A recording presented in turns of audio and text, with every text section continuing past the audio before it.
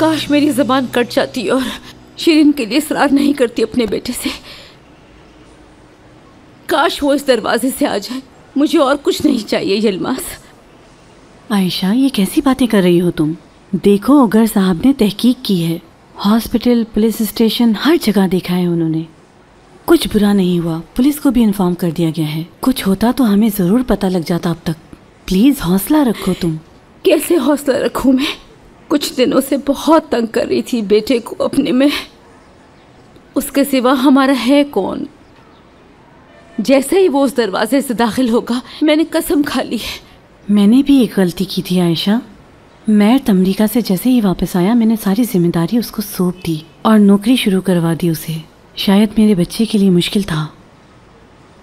मेरा प्यारा बेटा, उसको बहुत परेशान किया मैंने।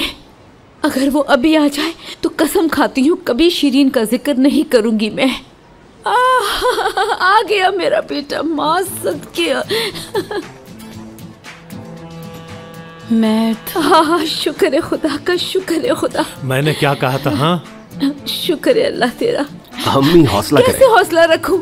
सारी रात कहाँ थे तुम लोग? हम फिक्र से मरे जा रहे थे और तुम लोगों ने फोन करके भी नहीं बताया। कम से कम फोन करके इत्तलाई दे देते। तुम्हारे फोन का क्या फायदा? आयशा बेगम, अभी तुम कुछ कह रही थी ना? हाँ ठीक है, कुछ नहीं कहूंगी अब मैं।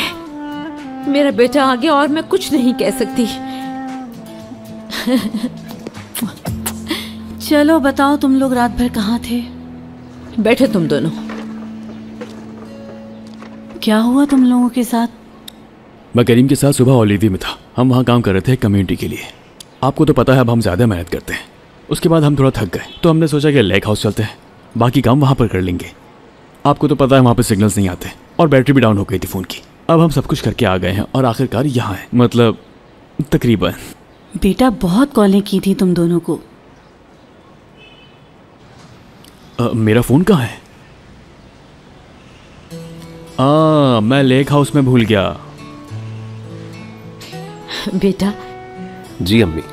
देखो, मैं वादा करती हूँ कि आज के बाद शिरीन का जिक्र कभी नहीं करूंगी।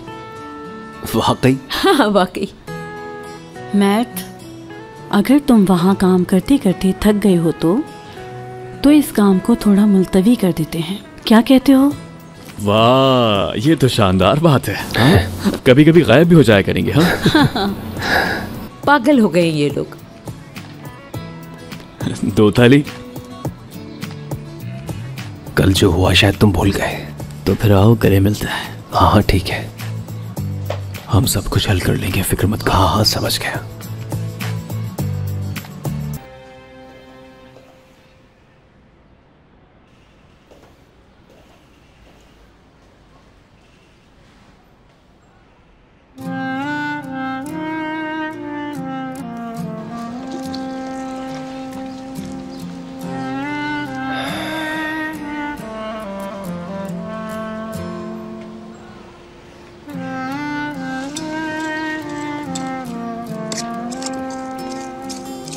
बेटा। सुबह खैर, सबसे अच्छी अम्मी। ओह, तुम्हारी आंखें सूजी हुई हैं क्या? तुम सोए नहीं बेटा? कभी कभी अपने बाप से बहुत मिलते हो। अपनी जवानी में अगर वो किसी बात से बेजार हो जाते थे तो भाग जाते थे। वाह, बिल्कुल अपने पापा की तरह निकाले हैं। वो भी तुम्हारी तरह अपने मसाइल किसी को नहीं बता पाते थे, बस अपने दिल में ही रखा करते थे। क्या होता है? जमीन की मिट्टी से एक से बढ़कर एक फूल निकाल लिया करते थे, बिल्कुल तुम्हारी तरह।